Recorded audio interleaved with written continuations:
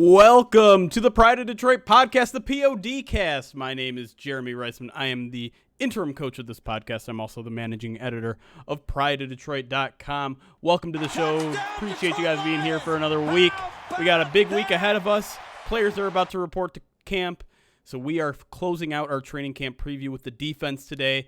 And with me filling in for Ryan Matthews this week is our good friend, our social media manager and writer and editor. He kind of does a little bit of everything, including filling in for the podcast from time to time. John Whitaker is here, at Whitaker on Twitter. John, how are we doing tonight? Doing pretty good. I'm very excited to talk about the defense. Now, this is a unit that has changed a lot this offseason, so there's a lot to go through. Yes, and I think the question we are always asking ourselves, we have been asking ourselves since training camp, or since the draft really, is, okay, it's changed, but has it improved? And so on today's show, we're going to go kind of position by position, look at the training camp battles, look at maybe some starter battles, and kind of maybe at the end determine, is this improved or is this just changed? And be interesting to see. I mean, obviously we won't know until the Lions take the field, and even then most of us won't be able to see them actually take the field, and that's really 3 weeks off. Obviously the first couple weeks are going to be primarily focused on COVID testing, which the MLB showed us this week is probably a pretty important process to all that, but let's not get into all the COVID stuff at the top. Let's jump right into the training camp stuff, because I mean, let's just dig our head in the sand a little bit and try to be optimistic here, even when things don't look optimistic around sports right now. So let's start with that defensive line, and I want to start with the defensive tackles, because that maybe was the position that saw the most change. We saw A'Shawn Robinson go. We saw Damon Harrison go. We didn't get to see Deshaun Hand much. We didn't see. Why am I blanking on his name? Packers guy that's not on the team anymore. Mike Daniels. Thank you. Mike Daniels is not here anymore. So now we got the line starters. We got Shelton. We got Nick Williams and Deshaun Hand, who, is kind of a 3/5 tech, so kind of a defensive end as well. But let's throw him in with the defensive tackles. Those are your three starters / rotational guys. The big question is really the depth at this position. Who wins those backup jobs? And do you want to go with nose tackle first, or kind of like the Deshaun Hand backup position? I think let's talk about the nose tackles first, because obviously the biggest name that left the team is Snacks Harrison. And when we first acquired him, he had a pretty good season for us. And then last year was just kind of a really significant disappointment, especially across that entire defensive line. And, when we're talking about, has the defense gotten better? Has it gotten worse? Well, on paper, I would say that Harrison is probably better than the likes of Shelton. Right. But when you look at how he performed last year, maybe it's not that high of a bar to clear. Right. And the big question, too, is, I mean, the Lions don't play their one nose tackle 100% of the time. Like most defensive linemen, they get rotated. So who's going to be that guy behind Danny Shelton? I mean, there are a lot of questions, like you said, about Danny Shelton himself, and we probably won't get those answers even in training camp. We won't see it till the season. But who's going to back him up? Is it going to be John Atkins like it was last year? Is it going to be incoming defensive tackle John Pennicini or Olive Sangopolu, I should say?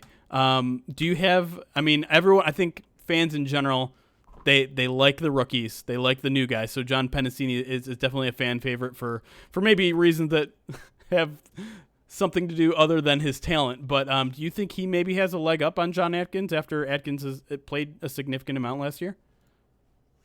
I'm kind of the opposite. I actually think that Atkins has a little bit of a leg up just due to the familiarity. Now, we've talked about kind of COVID. I don't want to go too into detail about that. But we might see some reduced activities this offseason. Coaches might not get as much of a look at players and schemes as they normally would like. And I feel like just someone who's been on the roster from last year might give him the leg up. Now, I think long term, he's probably not going to be as much of a safe bet.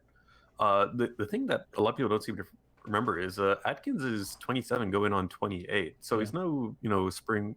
He's no what you call it? I was going to say spring chicken, but that's the wrong one. Yeah, that's right too. I mean, he's a veteran. I mean, he knows. I can't remember my idioms.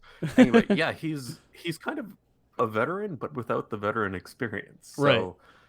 I think probably for this season, I think he'll probably get the nod. I think essentially any of the rookies behind him will probably look towards practice squad eligibility. Yeah, and I think that's one thing that people are going to have to realize is I get the feeling that a lot of guys are going to be able to slip to that practice squad without being tied up because teams right now are going to be so desperate to get guys with experience that you can probably let those 6th and 7th round picks and UDFAs go to waivers during roster cuts and pick them back up. So yeah, I think there's definitely an argument to be made that Atkins wins it over Pennicini. I think the one thing I'll say in Pennicini's favor is that I think the nose tackle position tends to be one of those positions that you can acclimate pretty quickly to the NFL. It's obviously a different level of talent, but in terms of like learning the position, it's not all that much different. You're a nose tackle. You just eat up space. You take on blocks. You hold your ground, so to speak. And so, not that there's not nuance to the position. Of course there is. But in general, I think it's one of the simpler transitions when you're talking about technique and things like that. So I think that gives him a chance. But I think I'm with you. I think Atkins might have the edge up just because he has that experience. They're only going to be, a dozen padded practices, it sounds like. Barely not even a month worth of practices and even walkthroughs before week 1. So I do think that's a significant advantage, and I think that's kind of something we're going to be talking about a lot today because there are going to be a lot of really young guys going up against some seasoned vets, and I think that could cause some shakeups. But let's move to the other defensive tackle position. The guys that are backing up probably both Nick Williams and Deshaun Hand. The Lions will probably want to have a third guy in that rotation.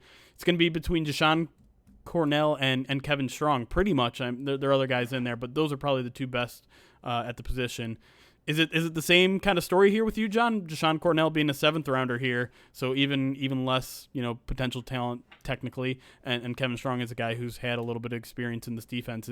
You see it playing out similarly? I do. Strong was actually someone that the Lions liked quite a bit last season. He basically got quite a few snaps before he got injured. I think it was about halfway through the season. I really expect him to maybe even get more looks this year. Once again, as we said, just limited, availability with training camp and practices and whatnot.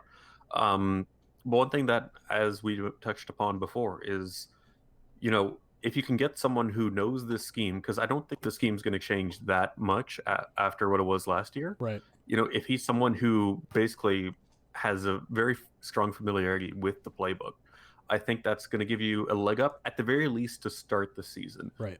Down the road, injuries happen, players get shuffled. That's when we might see guys get, punted off. But I think right off the bat for week 1, I would say give the edge to the veterans and then go from there. I'm with you 100%. So let's move on to the edges here. We're kind of going to mix here the down defensive end role, which is Trey Flowers' job, and that jack linebacker role. So I would say, and you can disagree with me if you do here, I would say the guys that are safest, and I would say essentially roster locks at this point, Trey Flowers, Julian Okwara, Lions 3rd round pick, and Romeo Okwara. Do you have anyone you would add or take away from that list as the safe guys? I would put maybe Romeo towards slightly on the bubble. I still think he's going to make the team just due to the fact that the roster isn't that deep. Yeah. And I think that's probably the biggest issue with the Lions going forward is that the pass rushers for a team that was notoriously bad at pass rushing last year haven't got that much better. Right. It's a recipe for disaster, as we kind of saw last year. Yeah, I think the Lions' plan there was kind of addition by subtraction, and I don't mean this in any disrespect towards Devon Kennard, but he was just not very effective as a pass rusher at the jack linebacker position. So that leaves Julian Okwara, the aforementioned, and then Austin Bryant, I think, is the other guy that needs to be talked about here.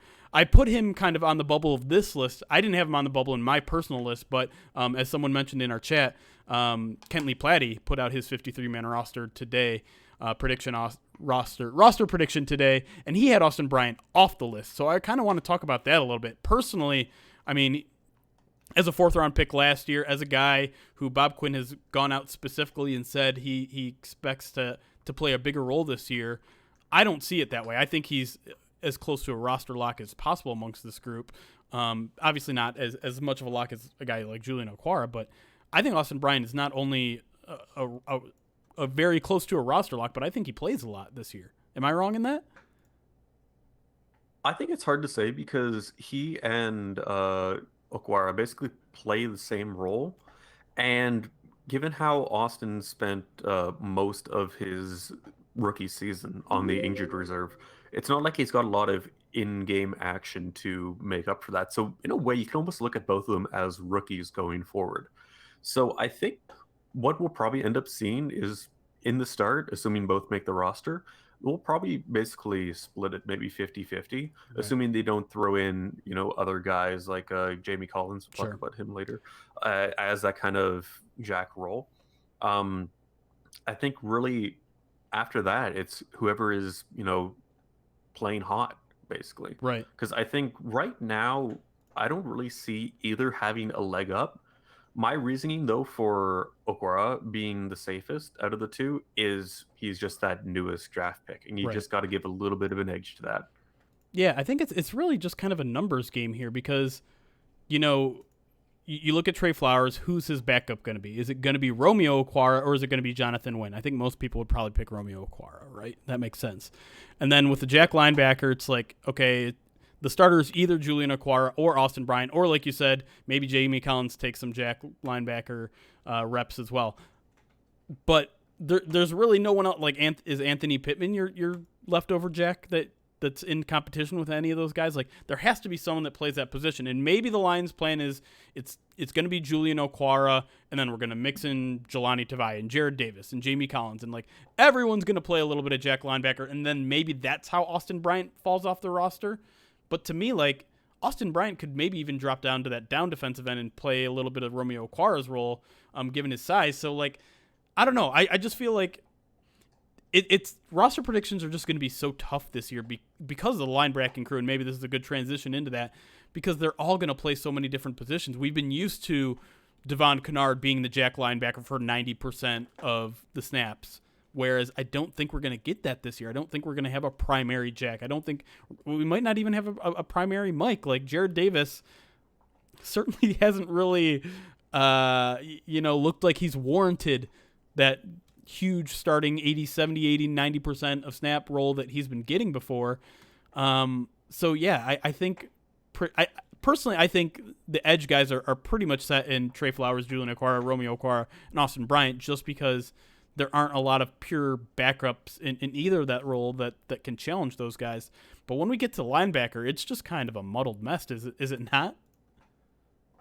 I definitely agree. Like I mentioned, the calling signing, he has some versatility. I know it's a very overused word, but this is quite true. He can play almost any linebacking position, and you can throw him at Jack, and you'll be getting a successful player there.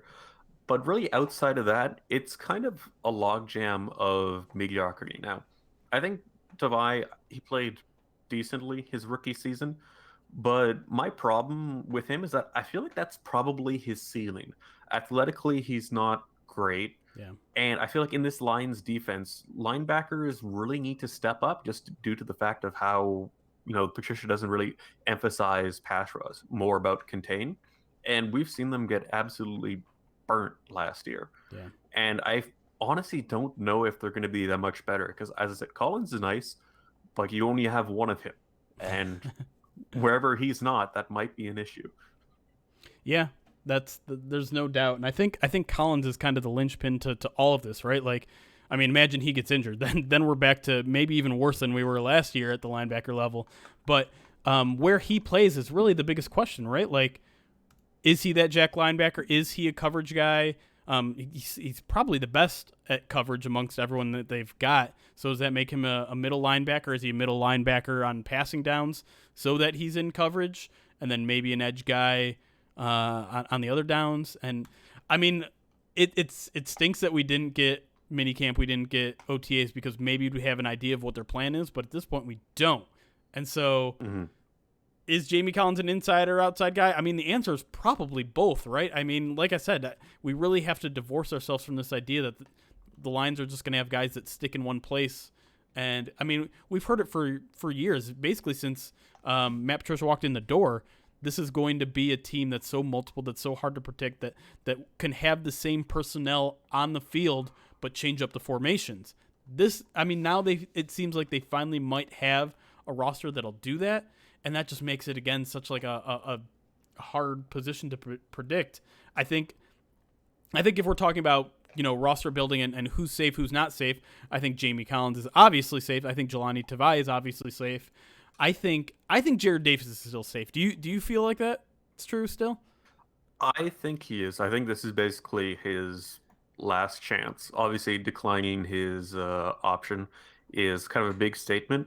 And when you look at his performance, I mean, it clearly hasn't been there. We like to, kind of hone in on some of the really brilliant moments he has, but they're just too few and far between to really say he's dependable. And going back to kind of the Jack discussion, some people they floated the idea, oh yeah, we'll turn him into this Jack linebacker due to some of the sacks he put up. But that really doesn't speak to his talent. His sacks have mainly just come from essentially being on a delayed blitz kind of thing, Right. and then he essentially finds a gap and goes through it. I don't think he has a kind of a pass rushing arsenal. He doesn't really have coverage skills. His tackling is hit or miss, quite literally. So what is the positive of Jared Davis? I hate to say it because I love the guy, but at some point you just have to realize he's not going to be that guy. And I feel like this season is when that's going to happen. Yeah, I think there's a very good chance. I think he's safe, as I mentioned before, but I think there's a really good chance he slowly gets phased out, and not maybe not entirely, but I mean Jelani Tavai played Mike linebacker when he was injured early in the season, and I think that was their plan for him long term. They obviously just kind of had to throw him in, to the Wolves to begin the season, but I think he's a capable middle linebacker, an interior linebacker, whereas Jared Davis, I think they're just going to try to find roles for him throughout the year and be like, well, are you a third down pass rusher from the interior? Are you Jack linebacker? Are you a run thumper on obvious running downs, maybe third and short and things like that?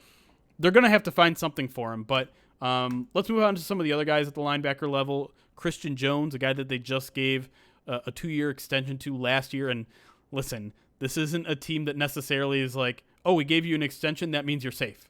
Ask Quandre Diggs if that makes you safe. It doesn't. Oh, yeah.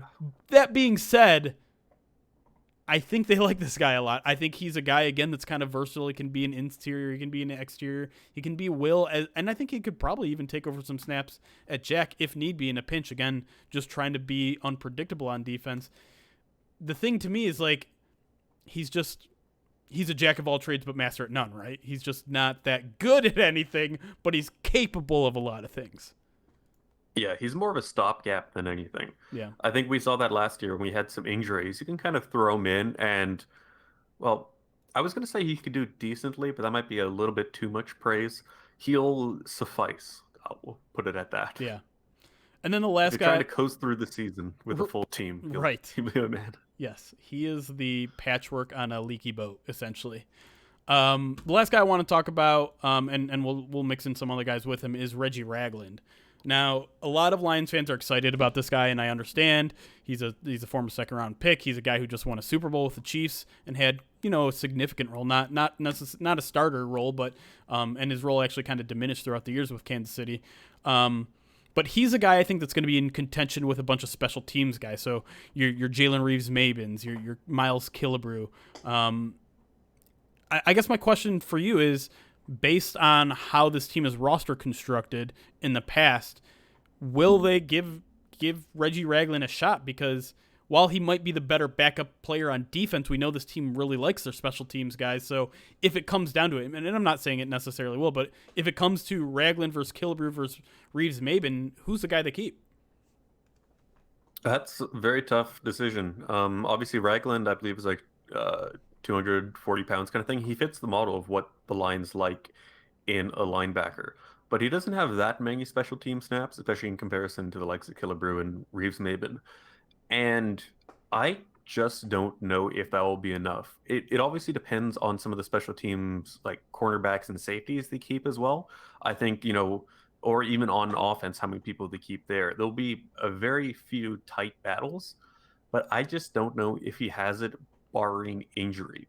Now, from a performance perspective, I honestly don't think Ragland would be much worse than Jared Davis. But the problem is Jared Davis still kind of has that, tag of being a first round pick. Right. And, there's a lot of potential there. So I really don't see them cutting bait with him. So I think Ragland, I'm not sure if he's still practice squad eligible, but at the very least, I feel like he would be good in the defense if the numbers matched up. And I just don't know. He might be the odd man out. Yeah. I mean, this year, I think they're pushing practice squad to 16, and I think 6 or 7 of them are guys that can be, that it can have unlimited amount of accrued seasons. So Ragland will obviously qualify there. I think the question is whether Ragland would want to be on a practice squad, though. After years of at least playing time, I can't imagine he'd be that thrilled to be on a practice squad, although people might have a different opinion of the practice squad this year, given the likelihood of players being put on, a potential COVID injured reserve list. And when that happens, teams are able to bring up a guy from the practice squad without any risk of losing them to waivers once they send them back. So that'll be kind of an interesting part of all of this roster construction, right? Is the practice squad, because they'll have those extra positions, because so many of those positions can be given to veterans now. It'll be interesting to see which players will be okay with that, which players will be like, no, I'm going to go find a team, because given how fast-paced everything is right now, I don't really see there being a lot of, waiver wire hunting from other teams. They're going to be like so focused on getting ready to go, and there won't be any, someone in the chat mentioned there won't be any preseason tape to go through either of any of these guys. There's just, you're kind of throwing darts at the waiver wire after cut down. So all that will be really interesting. But we're going to take our first break here, and when we come back, we're going to talk secondary. We're going to talk about all the changes Lions made in secondary, because there's a bunch there, and then we'll talk our overall thoughts on the defense before we move into the mailbag on the podcast. So stick around. We'll be right back on the PODcast. All right. 1 second. I need to think. And cut. Yeah, Detroit, thank you for the sub. 11 months, bud. Coming up on your year, dude. Thanks for your support throughout the past almost year. Yes, sorry. It's t-shirt time. Someone redeemed the t-shirt. Thank you for reminding me. Oh. How much is it again? How much is it, Chat? Oh, it's 8,000. 8,000. All right. I didn't want to be rude and take my headphones off mid John talking. That would have been rude. I did it last week and I felt bad, but I feel less bad about being rude to Ryan than I do you, John. I wonder how long it would take to get the 200 million points. I currently have about, let's see, almost 8.5 thousand. So it could be a while. That could be a while. It could be a while. And I saw chat debating whether I like or hate this t-shirt. Well, I don't know if you guys saw our big announcement today, but I made a YouTube video explaining my announcement, and guess what shirt I was wearing during it? Easter egg. Uncle Dingo, thanks for 100 bits. Seems good. Emote. Yes, and we're going to talk about that a lot in the third segment, but I'm assuming since you are already our Twitch family, unless you're watching this on YouTube the day after, there's probably a pretty good chance you already know about the event, Twitch Things event that's happening Saturday at 7:30 p.m. with Lions running back coach Kyle Kasky. There we go. It's a charity event for his new foundation. Like I said, I'll get into details in the third segment, but I'd love to see you all involved there. At least here watching. As of right now, we don't have a ton of people signed up to do karaoke, which is fine. It's kind of what I was expecting. A lot of people don't like to do karaoke, and to do it in front of a bunch of virtual strangers probably adds another level of anxiety. But I would just love to see this place packed. I'd love to see the donations go crazy, because we've got a lot of fun stuff, including here. I'll show only people here on Twitch. We've got something right here. Wait, is it? Where is it? Nope. Where is it? Dang it, I can't find it. Oh, it's thank you. There it is. Hold on. There it is. That, my friends, is the wheel of sadness. No. The wheel of Let's hear it. So every time we hit $1,000 in our donation, 1,000, 2,000, 3,000, 4,000, we will roll this, and I will do whatever happens on it. And right now I only have 4 things on here doubled up. Yeah. Shot of hot sauce, shot of lime juice. Shot of lime juice. That's not bad. I don't know really. I saw someone else do it. Whipped cream to the face and eat a dog treat. If you guys have other ideas for this, please let me know. I'll add them to the wheel because, I don't know, 4 is kind of boring. I'd like to have more than that. That's why I doubled it up. But, yeah, this thing. The question is, what kind of dog treats do you have? Because that could Right. either be like, there's some of them that probably wouldn't taste that bad, and then there's some that would probably be like really nasty. Right. So right now it's just like it's these soft dog treats. I could get different ones. Like they're these little soft pellets. And now that I brought them out, I have to give one to Zazu. But I don't know. Maybe I'll get something different. Well, yeah, Detroit. I did choose dog treats over mozzarella sticks, but I don't know if you saw what happens when we hit 8,000. And I'm saying when, not if. Because when we hit $8,000, I am eating/drinking something that I have called the mozzarella sticks milkshake. Yes. Oh no. Which I haven't decided how I'm going to make it yet. I feel like someone said. Do you have a blender? I do have a blender. Mozzarella sticks. Does marinara sauce, does that go in it? I feel like it kind of has to.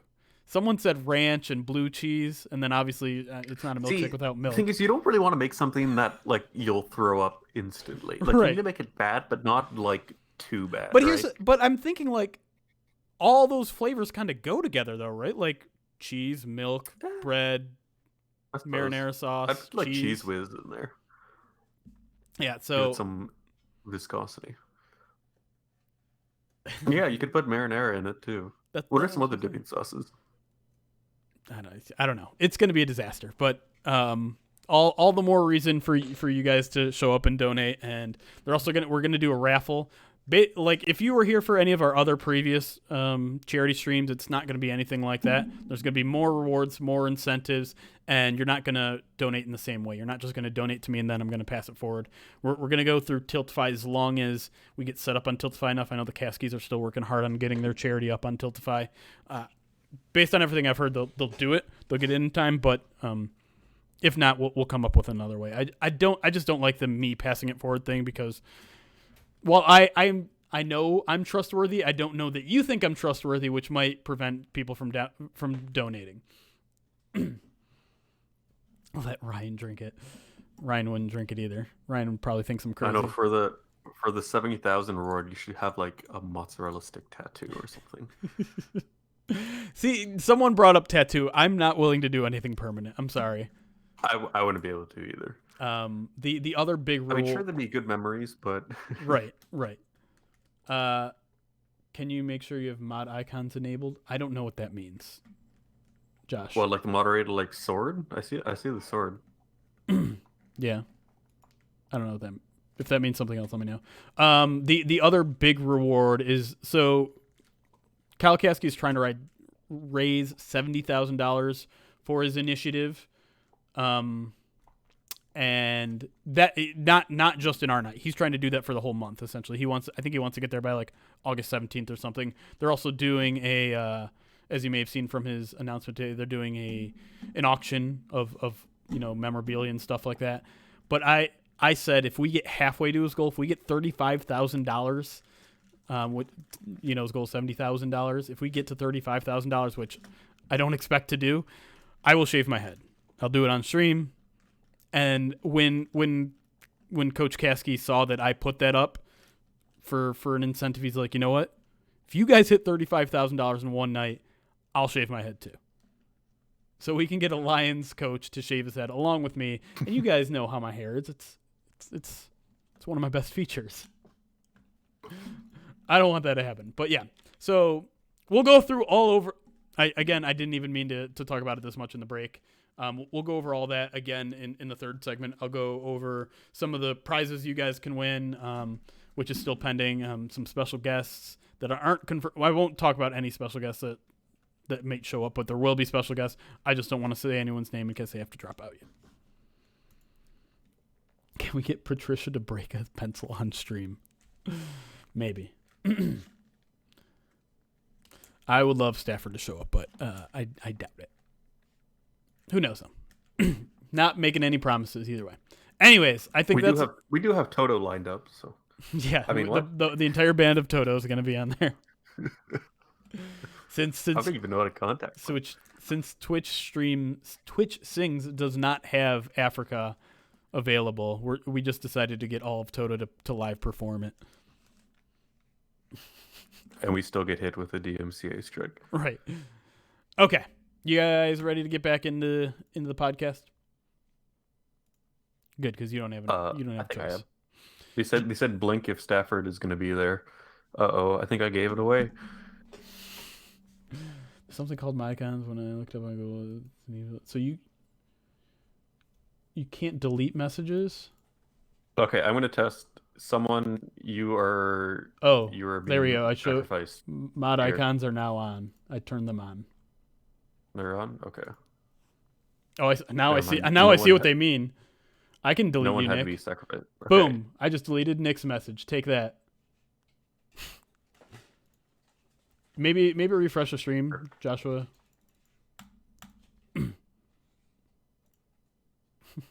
Okay. Have you went over the questions above while you were in the segment? What'd you ask? Questions above. Was as in like the football stuff, or talking about like the fundraiser? Are we ever gonna watch another game on stream? Maybe.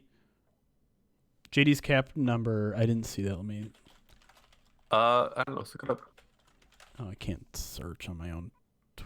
Place your bet. I would say it's like 3 mil. Sorry, I don't remember. Don't please. I'm not great at salary stuff. I really don't take pride in knowing that. It's tough. I have a whole book we're looking on at it. We're looking at the cap hit, right? Oh, look at that. Basically 3.5 mil. That's weird, Josh. I don't know what the deal is there. Maybe something on Twitch's end. Do you have better TTV enabled? Because there's an option where you still see deleted messages.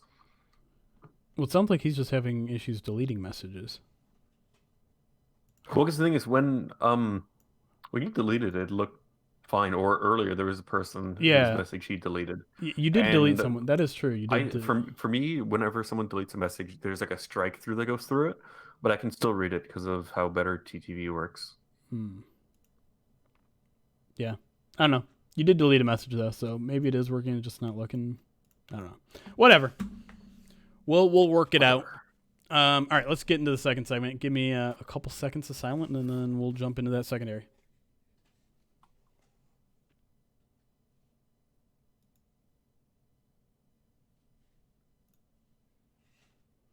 And we are back with our training camp preview podcast, part 2. We're talking defense. Defense. A part of the team that needs to impress the most. And one of the positions that they really put a lot of effort into and maybe might even see an improvement, whereas I think we talked about the earlier positions, the front seven, where it's just like, it's changed, but is it improved? Cornerbacks. Now, it sounds weird to say that the cornerback position may have improved to a point where it's better than last year without Darius Slay, but you bring in Jeff Okudah with the 3rd overall pick. You bring in Desmond Trufant as your kind of Darius Slay replacement. That's a pretty good 1-2 punch, and at least collectively on paper might be better than the 1-2 punch from last year. You also have some depth players with some starting experience. So I guess my first question with this group is, let's talk Jeff Okudah. I mean, I think a lot of eyes are obviously going to be on him in training camp. The big question is, with the shortened offseason, does he walk in day one and start as the number 1 cornerback? I personally think he doesn't, and this isn't a knock on him. I mean, arguably he's one of the best cornerback talents to come out of the draft in the past 5 years. He's up there with a lot of guys, like even likes of Ramsey and whatnot. I just feel like you can't throw a rookie into a situation like that. It isn't fair to them. And I just think when you look at it, how NFL offenses and defenses work nowadays, you're going to need basically a cornerback 1, cornerback 2, and they're going to see the field for most of the time. So even if he isn't necessarily lining up against the top guys, I still think he's going to see a lot of action early in his career. Do you think he comes in as a starter on day one and just, Trufant's basically on Kenny Galladay in camp while Okudah's on Marvin Jones?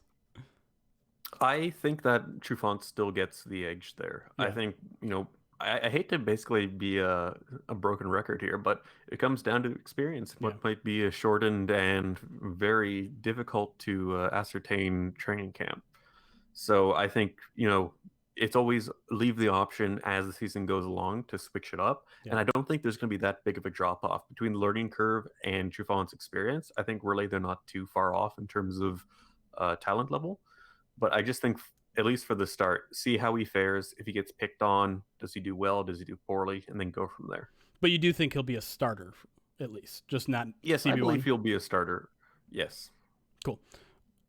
All right, I think I'm with you. I think he's definitely a starter from day one of training camp. Whether he's CB1 or CB2, I think it's almost a 50-50 shot. I think they'll probably go with Trufant to start just because, as you said, the weird offseason, and Trufant's a good player, and I don't want to take anything away from him. He was basically CB1 in Atlanta, so it won't be a big change for him, except he's going to be playing more man, and I think that's something that he excels at pretty well. So I like him as CB1, Okuda CB2 to start. And like you said, that could very well be subject to change in the middle of the season, maybe even in the middle of training camp, depending on how quickly Okuda hits the ground running. But let's talk about actually the CB3 job, because I think that's almost as interesting. And I'm not talking nickel. I think Justin Coleman is the starting nickel, and he's basically unchallenged in that position, especially with Jamal Agnew moving over to the offense. But let's talk about Amani Orwarier versus Daryl Roberts, because I think a lot of people are going into camp assuming Amani Orwarier is their guy.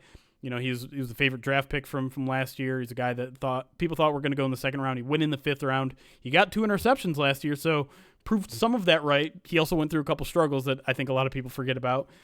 And the Lions brought in Daryl Roberts this offseason, a guy with, I think, 20 games of experience, a guy that brings in some special teams as well, a guy that's no scrub, a guy that if Desmond Trufant wasn't here, I think maybe we'd even be talking about him as cornerback too. So do you think there's a even standing between those two as we enter training camp, or do you have one that is like the clear favorite to you?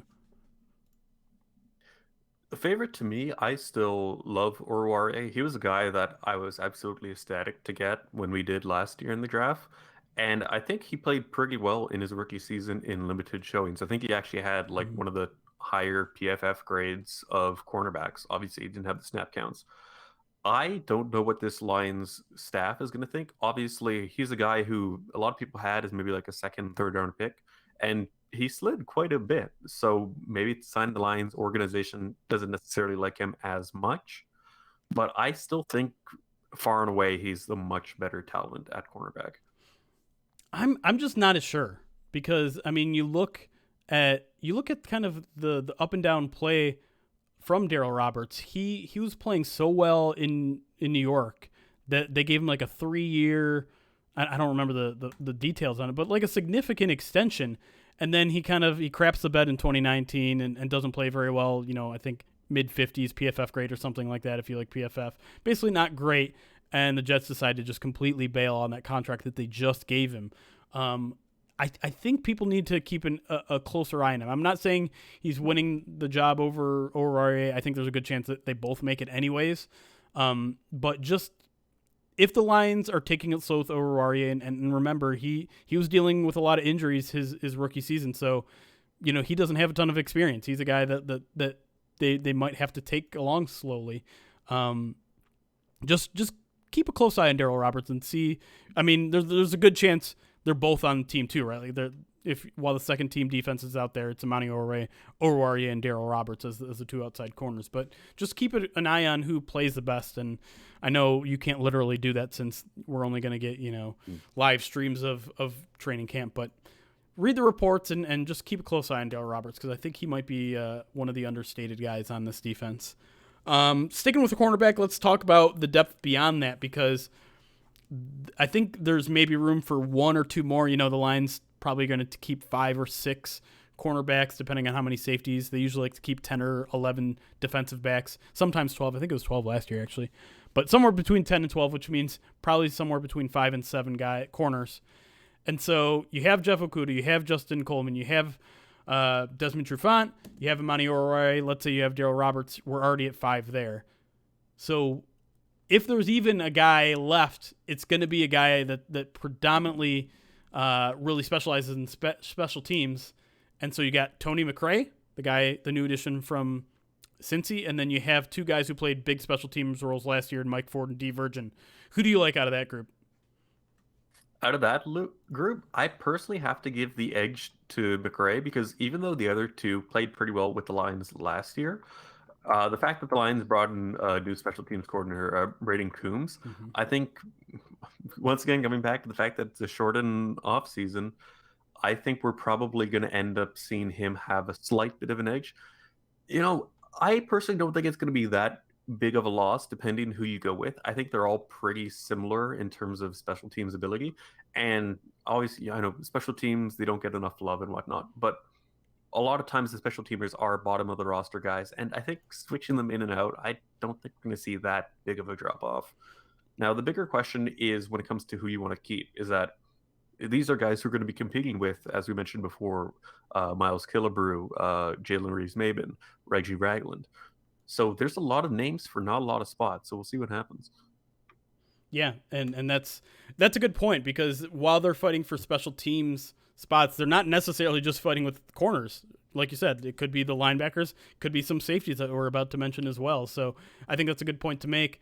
I do think Tony McRae and Mike Ford probably have a little bit of an edge up on D. Virgin in the fact that they've both had at least a little bit of experience at the cornerback position on defense. Neither of them have been like standouts, but having that extra experience might be kind of that relief that the Lions need because, again, with this offseason being so short, with COVID being out there, there's a good chance the Lions are going to have to rely on reserves at some point in the season if it happens. And having guys that even just have a little bit of experience might be that tiny edge that takes you from 54 on the roster to 53. All right, let's move into the safeties before we wrap things up here in the second segment. Again, I think the top are pretty much set. Tracy Walker, Doran Harmon, Will Harris, those are your top three. Those are guys that are going to be getting at least some playing time. I guess the question with those three, the really only one is Will Harris's role, right? A guy who the Lions invested a lot in with their third-round pick last year, didn't have the kind of promising year that Tracy Walker did in his rookie year. They go in and add Harmon. Now you're left to wonder, well, we know the Lions like to put three safeties on the field a lot, but what's Will Harris's role now? Is it something significant? Is it basically, hey, you know what? Why don't you take another year to essentially redshirt and figure things out, and then we'll find a role for you in 2021? What's your thoughts on Will Harris? Are you like me and just kind of maybe a little bit even worried about his future with the team? I definitely am. Now, I think we all had a lot of expectations given how Tracy Walker turned out. And he really fell flat last year to the point where he didn't really look like an NFL caliber player, which is a tough thing to say about someone you invest a pretty high draft pick in. But he was pretty much outmatched. Now, obviously, there's going to be a learning curve being a rookie and whatnot. But I think the Lions really need him to step up going forward. And I think it's still going to be a question mark because they like to have three safeties, despite the fact that they jettisoned Quandre Diggs last year, which still a bit upset about, but we'll move on from that. I don't know. Like it comes down to, potential, but if he does struggle, I think he's probably going to have a short leash. Yeah. And then the question becomes who comes in and plays for his spot. And like I said, we got three guys there. The Lions are probably going to keep 4, 5, maybe 6 safeties.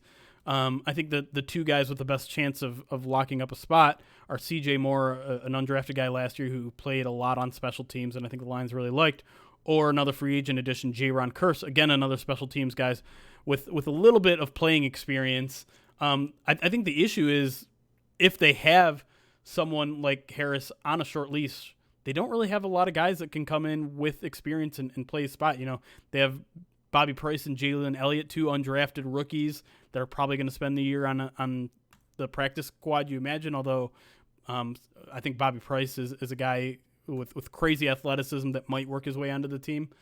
But there's really not a lot of depth here. I think that's maybe something that has gone overlooked because those three guys a lot of people like, and rightfully so. I think the addition of Doran Harmon is huge in not only having a guy that's reliable on the back end, but what it does for a guy like Tracy Walker. But either of those guys get injured, suddenly you're talking about putting a guy into a starting position that has very little experience. So it's a little thin there, even when you're talking about your reserves. Yeah, the depth going forward is a problem, and I would probably argue that out of all the units on defense, the safety is probably the shallowest. Yeah. Like you can look at the linebackers and say, "Oh, well, there isn't that much talent there," but it's a lot of decent talent in our safety group. There's some good talent, and then there's a very large drop off afterwards, where it's basically just special teams guys. So if you have to, plug in someone, well, maybe that's where you start to run with more cornerbacks. Maybe if you keep someone like Killebrew, you throw him back there as well. Like it's going to be a tough situation if the injury bug hits the Lions hard. Yeah. That's an interesting point. I hadn't thought about potentially moving Killebrew back to safety, even though he's still listed as a safety on the Lions website. And I think that's pretty much purely so that he gets to keep his number, his jersey number, because he's basically been practicing with the linebackers for the past 2 years. But I think this is a good jump-off point into our kind of overall questions about the defense. We just kind of answered the thinnest roster spot, but do you have a bigger overall concern, maybe even with the starters on this roster on the defense? Because I think a lot of people are looking at this defense and just wondering, it can't be worse, right? So is there a spot where you're like, yeah, it might actually be worse? It can't be worse. Well, I would say yes, it could be, and I sadly think it will in certain positions. I think the cornerback group is much improved, which is very strange to say considering we traded away Darius Slay. But this defensive tackle group is scary. Yeah. Like scary bad, not scary good. Yeah. Danny Shelton, he's been kind of a modest, talent. Obviously, he's a nose tackle, so you're not going to get too much in terms of like pass rush or whatnot from that. And Nick Williams is kind of a question mark. He had one kind of decent season and a lot of mediocrity after that. And then you have Deshaun Hand with his unfortunate injury history, and all of a sudden, it's not a very good unit. Yeah, you're 100%, and I think that's why a lot of people are still crossing their fingers that a healthy Mike Daniels appears at training camp. I'd love to share that optimism, but I feel like that ship has sailed. Maybe I'm wrong. Maybe there's been an agreement in place. They're just like, you know what? Take the offseason off once we get to training camp, once we're actually putting on pads, then we'll see you. But I would say defensive tackle is probably my answer as well. I'm sorry. Nick Williams is one of the most curious signings that they made this offseason. He's a great story, a guy who was out of the league a couple years ago, came back, had his best career year at age 29. Now he's 30 with one good year under his belt, and the Lions are essentially throwing him, if not into the starting lineup, at least a heavy rotation. It's a big risk, and we'll see if it pays off, but I'm not feeling very good about it. But let's switch it over to the most interesting player. If you were there at training camp day one and you were on the defensive side of the ball, you're watching the defensive guys, who's the one guy you're keying in on? It has to be Jeff Okudah. Yeah. I mean, it's not very often that a cornerback goes that high, but he definitely has the pedigree to deserve it.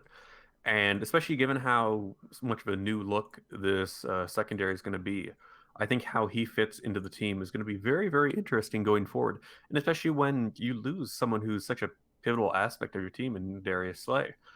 I think he has some very big shoes to fill, but I think he definitely has the talent to do so. No question. And yeah, that's a perfect answer. I'm sure that's mostly everyone's answer, but for the fun of it, I'm going to answer someone else, and I think it's Jamie Collins. Just because, as we were saying before, I want to know where he plays. I want to know how the Lions plan on using him. I want to know if they really mix him up, or if they're like, you know what, we know you're better inside. We know you're our best coverage linebacker. You stick in the middle.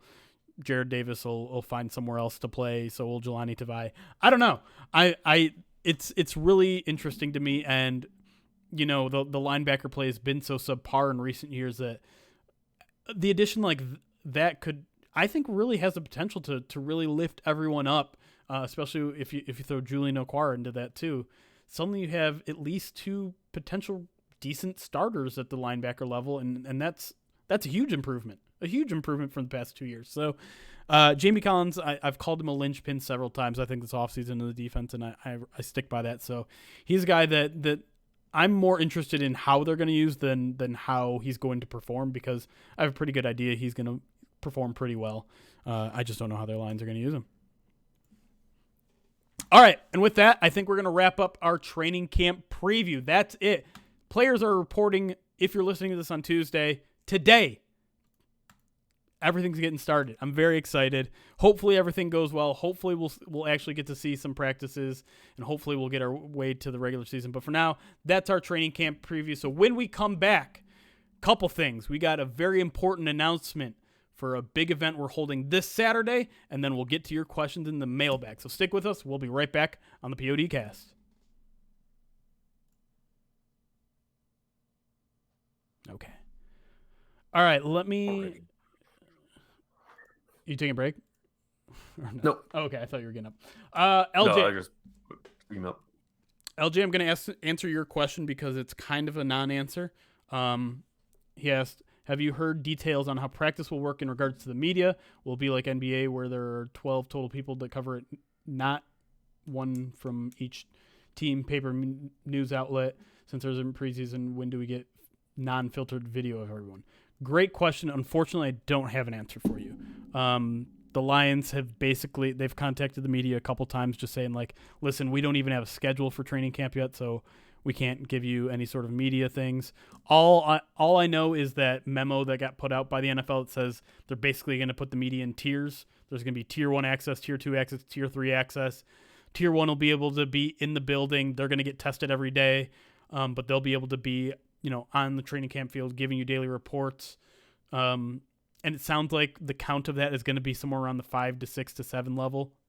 Not a lot, where there's normally probably 15 to 20 people on a daily basis at training camp practice. It sounds like there's going to be closer to 5 or 6.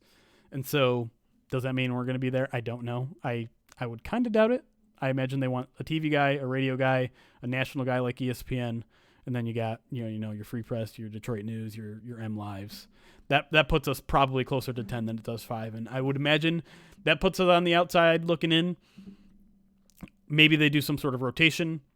I don't know. I don't have any of that information yet. I probably wouldn't even be able to share it if I did, but I figured I'd share that non-update with you. What's your opinion on teams releasing statements to season ticket holders? Do you think they should just say nothing? Basically doing that anyways. I think there's a certain responsibility to at least tell them, like, hey, we hear your concerns. We just don't have answers for you yet. I know to some people that's more frustrating. Like, if you're going to give me an update, give me an update. If you're not going to give me an update, shut the hell up. I think it's more courteous to just say, like, hey, we know you guys are wondering about season ticket payments. You season ticket holders are wondering if you're going to have tickets available this year.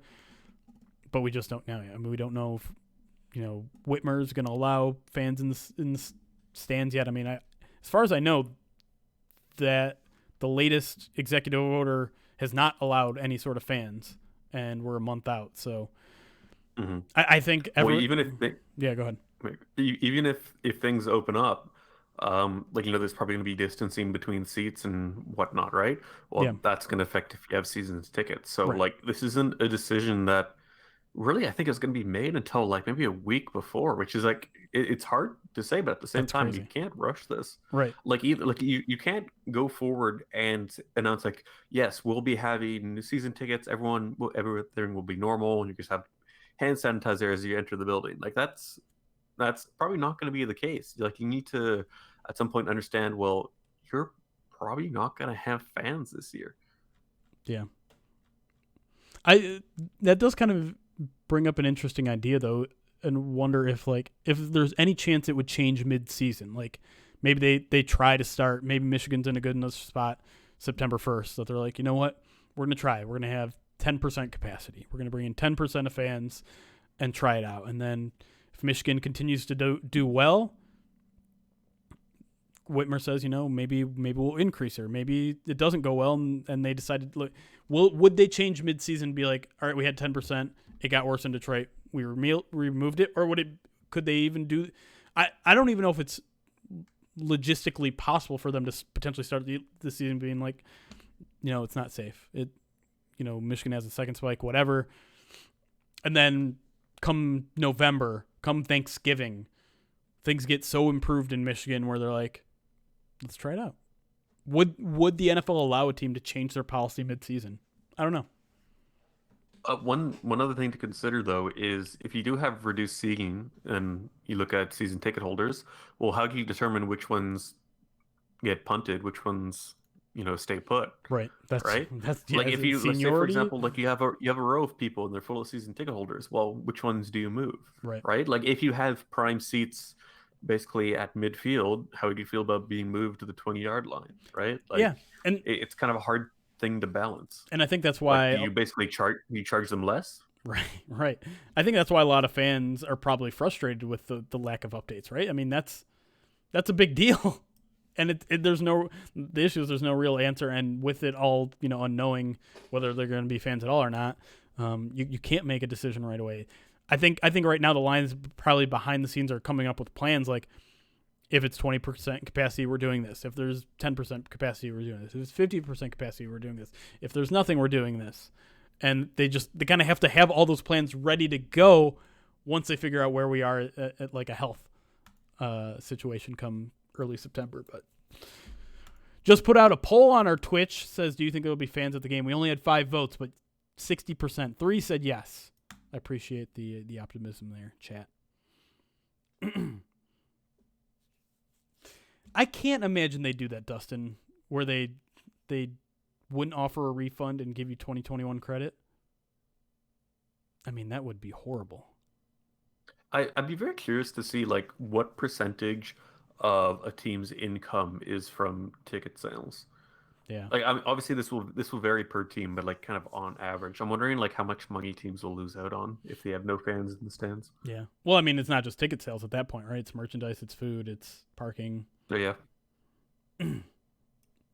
Yeah, I don't know. All of it is TBD at this point. All right. And then Cram earlier mentioned how scared are you? How scared is the MLB situation making you? I'm assuming that's referring to Major League Baseball, not middle linebacker. It could be either, honestly. Like, I mean, that's the thing. Like, we'll see how the NBA and NHL fare because they're going to be starting up kind of soon. I mean, the thing is, the MLB, we kind of already knew straight up dropped the ball on this. They botched really their preparation for their season, and as a result, cost them multiple games. And looking at it now, it might cost them even finishing the season. Like when you have a team that basically suffers an outbreak, it throws the entire league into question. I don't know how you can go ahead and say like, well, the Miami Marlins are sick, but we'll just continue anyway. We'll let them be. When like there are possibly serious side effects to coronavirus, right? Yeah. Like you basically have to do a bubble. It's like the only thing that kind of makes sense. The NHL hasn't had a positive test for a bit. I think like they had like their 3rd or 4th cycle of testing, and I think they had like no positives at like 3,000 people. Like they need to do that. But the problem with same MLB with basketball is that, and same with soccer. All 3 are at zero positive tests, and all 3 are in bubbles. Yeah. Well, because one of the thing about MLB is that stadiums are so important to teams too, which is kind of crazy. Like, you might say like, oh, Mile High has an advantage, but most of the part of football fields can be the same. But for baseball, where you play is pretty important. It can be pitcher friendly, batter friendly, and if you basically put everyone in like a single stadium kind of thing, sure, it would even it out. But for teams that are maybe built on hitting, or even outfielders who are used to the confines of their own stadium, it can be a very big change and a very weird change. That's something I hadn't really considered, but I'm not a baseball guy, so that's probably why. Yeah, but I mean, I think we can all agree the viability of an NFL bubble, especially for the 2020 season, is essentially past. Like, there's no way of it happening. I don't know logistically if there was a way to make it happen anyways, but when the NFL is trying to make the season happen, it's going to be outside of a bubble, and so far we've seen one sport try to do that in the U.S., and they failed within 3 days. Yeah. I'm just saying the NFL can afford an aircraft carrier. You can fit a football field on an aircraft carrier. But I'm just saying it'd be a great reality TV show. I mean, honestly, we should ask Kent because he has some. Can you imagine field goals on an aircraft carrier? That'd be interesting. Well, I wonder how many people can live on an aircraft carrier. Could you fit the entire league on an aircraft carrier? No. I mean, yeah, I say this with absolutely no reference, but the answer cannot possibly be yes. See you later, LJ. Thanks for stopping by, bud. I don't know. That'd be kind of fun though. Football season on an aircraft carrier. All right. Come on, but just play in Iowa. There's nobody there. I think it's about time to get back into it. Mailbag and all. Y'all ready? If chat, you have any more questions, I'll just try to push it to the mailbag, and hopefully I'll catch it. Make sure you at me. That's probably the easiest way for me to see it because you guys are chatting it up today. I like it. We got a pretty full crowd here. I think people are starting to get a little excited for football. So we've been hovering over around 25 viewers all night, which I appreciate y'all, and hopefully y'all stick around for Saturday. And we're about also, to I get hope you into guys enjoyed the emotes. Yes. Oh, that's right. I was about to talk about it in the second segment break, and I almost forgot. Let's give a shout out quickly to the artist, and first to John, because he was basically, I've been wanting to do emotes for a long time, and basically I've been dragging my feet, not doing anything about it. John went out and he's like, I know you want new emotes. I have an artist. I also have a ton of ideas. So basically, the ideas, the design, and the artist are all because of John. And there, I was going to throw out that link too. Yes, that is the artist. Her name's Nicole. Antlers. Yeah, she did a great job. She did an amazing job, and we'll definitely go back to her once we get more emotes if we ever want to change these emotes or rotate any in. Please go follow her. If you ever if you have a Twitch stream of your own, hit up her for. She says commissions are closed at the moment, but obviously, at some point they won't be. She said she took a few more than she was anticipating, but it'll probably open up soon. I think she said she was basically charging like $10 per emote, so it's not too shabby, and I think they're nice quality. They are, absolutely. You mentioned about the Zazu emote, which is very spot on last podcast. Yes, the attention to detail in the Zazu emote was fantastic, and so I'm fully aboard on recommending her to the anyone who wants emotes. Sorry, I'm trying to I don't know how to word. I don't know how to word that either. What was I gonna do? Never mind. Forget it. Why? Never mind. Okay, you guys ready for mailbag / karaoke stream info stuff?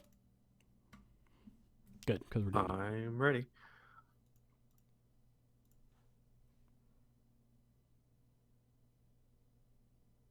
And we are back on the POD cast.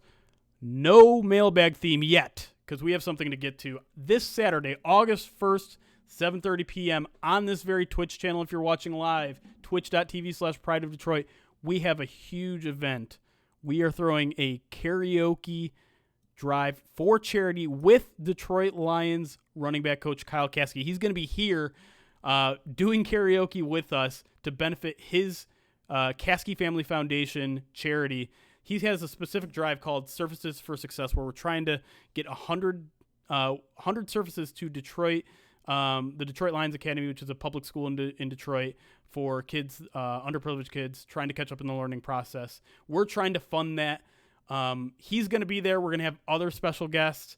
We've done karaoke. We've done karaoke charity before. We've done charity drives before. This is unlike any of that. We are trying to do this big. There are going to be prizes, like I said, special guests, and we're really trying to get you guys involved in the karaoke process too. If you want to sing, I understand karaoke is tough. Not a lot of people like it. A lot of people are self-conscious about their voices. Don't be. We're all a bunch of fools.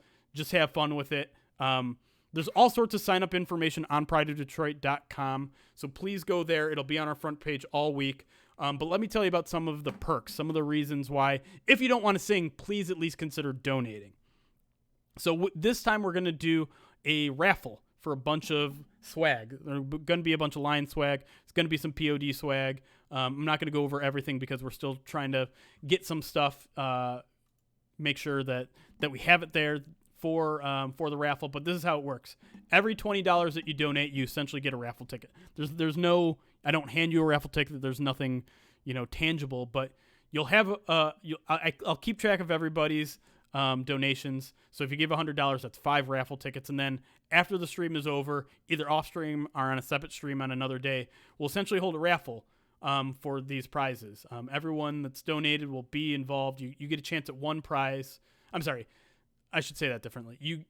You're eligible for all of the prizes, but once your name is drawn for one of them, then you're ineligible for everything else. You can only win one of the prizes. So it'll be something like there's a Lion seat cushion I know that's available. There's a Pride of Detroit shirt. We're looking for some bigger value prizes from some of the people that are helping us support this donation, but that's the raffle part. There are also rewards you get for individual donations. So this is the fun part, I think. $25 gets you a personal haiku from the adequate host himself, Chris Perfett.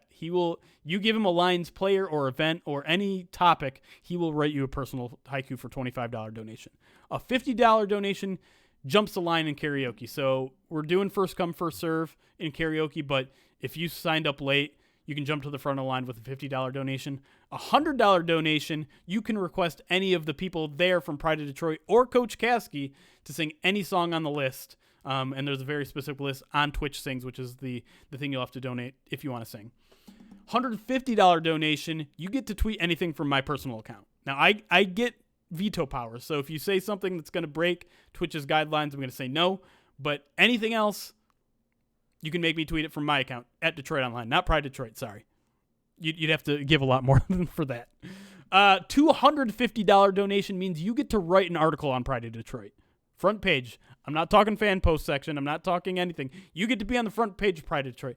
Again, there's an editorial process. I have to make sure you're not saying anything mean or inappropriate or inaccurate. But otherwise, you get an article on the front page of Pride of Detroit. $500 donation, you get to sit in on a podcast segment. You get to be on this show for one segment. And I haven't decided yet. It depends on how many donations of that we get. Maybe we get all of you in at once. Maybe we do one per week. We'll figure all that out once we see how many people donate. But 500 donation, you get to be on the show. What other podcast is giving you that opportunity? Not that I know of. Are the prizes cumulative? Like if you donate, do you also get a haiku? No. You're going to have to choose whichever reward you want when you donate. Good question, though. Then there's milestones. So when we build up everybody's donations and we're going to try to hit several goals. The overall goal is $8,000, and I'll tell you what happens when we hit 8,000 in a minute. But before that, we are going to do what I'm calling the Wheel of Humiliation. So every $1,000 that are donated, we're going to spin this wheel, this virtual wheel on stream that makes me do something embarrassing. So right now, some of the options we have are take a shot of lime juice, take a shot of hot sauce, whipped cream to the face, and eat dog treats. Those are the 4. If you guys have better ideas, throw them in the Pride of Detroit comment section or throw it on our YouTube channel. Any sort of those, I'll check them out. I'll consider adding those. So every $1,000, so once we hit $1,000, $2,000, $3,000, $4,000, I'll spin that wheel and I'll do whatever lands on it. If we reach that $8,000 goal, I am going to eat/drink what I'm calling right now a mozzarella sticks milkshake. Now, I'm not 100% sure what that even is. We'll probably just play it by ear if we hit that goal. But if you're a fan of the podcast, you probably know I'm not the biggest mozzarella sticks fan. I'm certainly not a fan of it pulverized into drinking form. So, yeah, you're going to want to watch that. At the very least, you're going to want to be here when that happens. And if we hit that goal on Saturday night, I will do it on stream that Saturday night. Now, the last one, as I mentioned off stream, Kyle Caskey is trying to raise $70,000 total, not just in this drive, for the whole month. He's trying to reach that, and he has some other things that he's going to do, including an auction for some Lions, memorabilia, things like that. If we get halfway there in one night, if we hit $35,000, I will shave my hair on stream.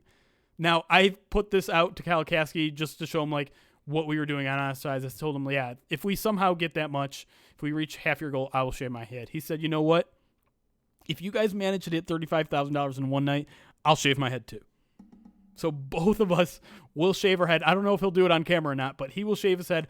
I will shave my luscious brown curly hair if we hit $35,000. So I think that's an awesome goal. If we can somehow reach $70,000, his overall goal, we'll do something crazy. I don't have anything in mind yet, but maybe I'll dress up in something or I don't know, do something crazy. If you have ideas for that, be sure to throw those my way. But please be there. So twitch.tv/Pride of Detroit. We're doing it 7:30 p.m. Saturday night. If you want to do karaoke, make sure you download Twitch Sings on your computer.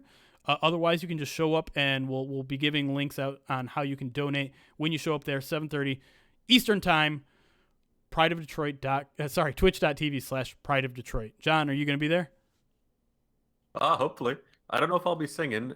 I need to work on my pipes a bit, but maybe I'll pull out a song or two. All right. Well, that's the whole event. We'd love to see you all there. We'd love to see you contributing in any way you can. And even if you can't show up, even if you can't donate, please spread the word. Like I said, the post is on prideofdetroit.com. Share the link. Share it on social media.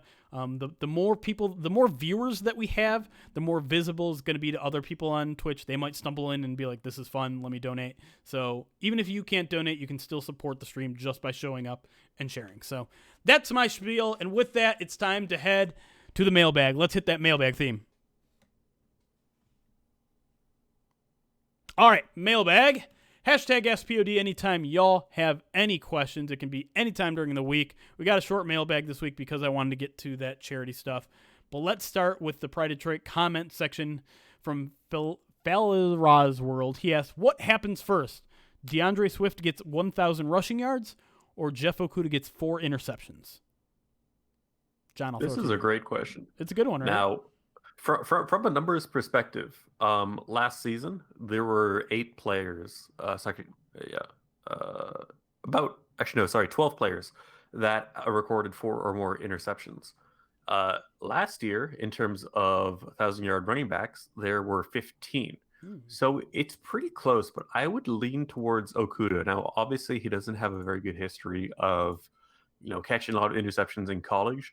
But I feel like, one, being across from Trufant, I feel like teams are either going to spread the ball out pretty evenly or maybe target the rookie. So I think he'll be getting plenty of opportunities. And 2, I just don't think Swift is going to be getting that many carries early on. I think you nailed it. I would put Okudah because interceptions tends to be one of those stats that just they're hit or miss, and I think like you said, this comes down to opportunities. Swift is going to be sharing the load with Carry-On, maybe even with Bo Scarborough a little bit. The Lions haven't had a 1,000-yard rusher in a really long time, and while I think the Lions are going to lean on Swift heavier than any other linebackers, it's still going to be running back by committee. The Lions have essentially said they prefer that, and I don't think they view Swift as that workhorse guy. He's not big enough necessarily to be that workhorse guy. So I think when it comes down to it, it's going to be all about opportunities, and like you said, as whether Okudah is CB1 or CB2, he's probably going to see a lot of balls thrown his way, and so I think better chance of that happening this year. I don't think either happens this season, but if we're talking better chance of it happening this year, I think Okudah with the 4 interceptions is the right answer. Next question from NRS 001 says, should Stafford grow a Jim Caldwell mustache or a Matt Patricia beard? I would go with the mustache because I feel like it'd be easier to have the chin strap on. So it's a safety thing for you. Yes. Well, I mean, I feel like with the Matt Patricia beard, he would look like Brett Kissel, that Steelers defensive tackle. Mm-hmm. And she basically just sticking out everywhere. Or I guess even kind of Andre Levy. I don't think Stafford would look that good with a mountain man beard. Yeah, I mean, I think at one point he tried it in his Lions career. He tried to be like old man Scruffy, and it didn't look great. But I think my concern is he doesn't have dark hair, so the pencil mustache, the kind of dirty blonde pencil mustache, that's gonna look even worse. I think you have to go Grizzly Man Stafford. I feel like it'd be negligible though. I feel like that's the thing. I googled Matthew Stafford beard, and some of these aren't exactly pretty. Not gonna lie. Actually, yeah, his facial hair is a little bit longer than I thought it was, or darker than I thought it was. I'll show you the Twitch chat here. But yeah, he went kind of, I don't even know how to describe that. It didn't look great. No. I'm looking down at pictures and I also see Andre Levy. I was a majestic beard. Yeah, I don't know. I don't like this, but I also think he's gonna look horrible with a pencil mustache. Horrible. I think he could pull it off, Matt. I believe in you. All right, next question. Another kind of which is more likely thing. From I say I'm winning, I'd be lying. What is more likely, Detroit making the playoffs or the NFL playing out all 17 weeks? Is it bad that I really don't know? That's how Well, low wait. my odds are of either of these happening. Well, Um, if you wanna I play Go ahead. things by the odds here, in order for the Lions to make the playoffs, don't they have to play a 17-week season? Not necessarily. They could, I guess they could shorten it, but that'd be weird given that a lot of teams play their division rivals at the end of the season. Right. Um, and I don't know if they're going to do a schedule rework so short, so maybe that is a moot point. But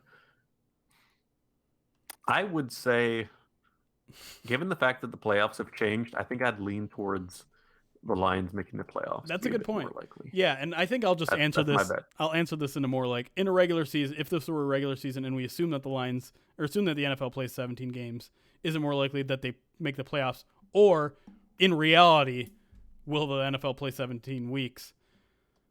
I think the Lions. I think I'm also leaning Lions make the playoffs. The one kind of factor that might lead the NFL to definitely play all 17 weeks is they're stubborn, right? I view them as a Oh yeah, as a organization that will plow through if a team like the Miami Marlins has to deal with a pandemic throughout their locker room. I feel like the NFL is just going to be like, well, we'll figure it out. If you have to forfeit games, that's fine. We still have to have a season. We can't say no. We can't say we failed. And that's going to be horrible. I don't know how you justify doing something like that to an entire team, but I just feel like they're going to try to press forward as hard as possible, and but still, I given how baseball has messed us up less than a week into it, I'm very pessimistic about the league's chance of finishing a full 17 game season. That's just where I'm at. All right. Next question. Let's go down to critical perspective. He says, might Marvin Jones be traded? Then he lists kind of a lot of reasons why he might be. John, what's your feeling on this? I feel like the topic of Marvin Jones being traded was something that people were actually talking about as early as the end of last season. Is it something you still feel is a possibility this year? Marvin Jones is a pretty valuable asset, I would say. And I think it really depends on if the Lions basically fall flat out of the gate. If the Lions are looking at, I don't know, 1-5 record, we'll say. I actually forget when the trade deadline is. Anyway, I think Late he's October. someone who could be, it's later, yeah. I feel like he's someone who could be pretty valuable to other teams, and I think, the odds of re-signing him are pretty low. I think the Lions are more than likely going to shell out a good bit of money to Kenny Galladay. And as for what they do behind him, maybe they'll just pick up a few little veterans and whatnot. I don't really see him being on the Lions long term. And if the season's already looking over, I don't really see a harm in trading him away. He's a great guy, but at the same time, we saw this with Quandre Diggs. We kind of saw this with Darius Slay. It's like, if you're not necessarily in the long term picture, I think the Lions aren't afraid to get rid of you. Yeah, I'm with you 100%. I don't think trading Marvin Jones before the season is something the Lions plan on doing unless Quinn Cephas just blows everyone away in training camp. That there isn't much reason to do it right before the season. But yeah, trade deadline if the season goes south, 100%. I mean, the Lions have made their track record shows like that trade deadline. They're definitely willing to trade away players that played significant roles. They're definitely willing to move players that are on expiring contracts like they did with Golden Tate. Yeah, I think he's probably one of the guys that we are talking about that week of the trade deadline in late October. If the Lions are out of it, if the Lions are 2-7 or 2-5 or whatever it is by then, 100%. And this is gonna kind of go into this conversation. Nick Coscarelli from our Twitch chat asked, if the Lions are bad this season, can you see them doing what the Dolphins did and trading everyone away at the trade deadline? That's tough because the Dolphins made a pretty radical move by trading away Minka Fitzpatrick, and they still got a decent return, but the Steelers defense looked really good with him, and I think they're probably going to miss him in the long run. But if you look at the Lions, what assets would you trade away? I mean, would you be so drastic as trading away someone like Kenny Golladay? I don't think you're going to be able to trade away Matthew Stafford. So it's tough. I mean, what are the Lions' best players? Trey Flowers, once again, very large cap hit. Frank Ragnow, still pretty young, and it wouldn't really make sense to trade him away unless you get a decent return. But he's a center, and who would give up a lot for him, right? Yeah. So Okuda, you're not going to trade him. You just drafted him.